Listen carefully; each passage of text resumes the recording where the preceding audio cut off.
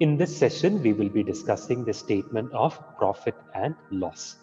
Now, statement of profit and loss is the second statement that is prepared as a part of the final accounts of single entry system.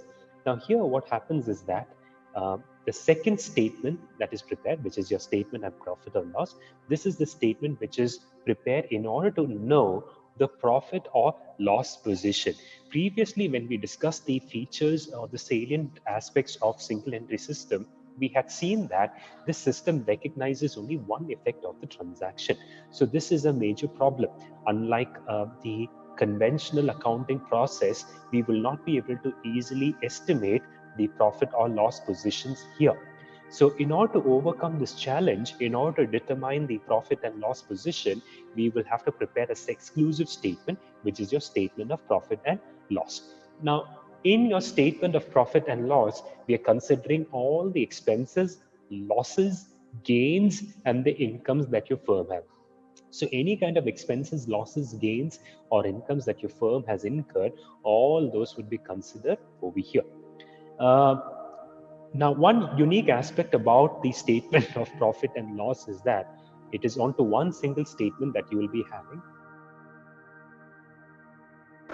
You will be having the gross profit and the net profit calculated. So it is into one single statement. Unlike your income statement that you prepare for double entry system, here we will not be having separate statements that will be prepared. You will be having one exclusive statement, and into that one exclusive statement, you will be preparing the, you'll be calculating the gross profit and the net profit. Now, what I have displayed on the screen over here, this is the format of the statement of profit and loss. So now let me just quickly explain this format to you. Here, the statement of profit and loss, we start off with the closing capital. Remember, the closing capital, in fact, you have closing capital over here, and then you have this value, which is called as the opening capital.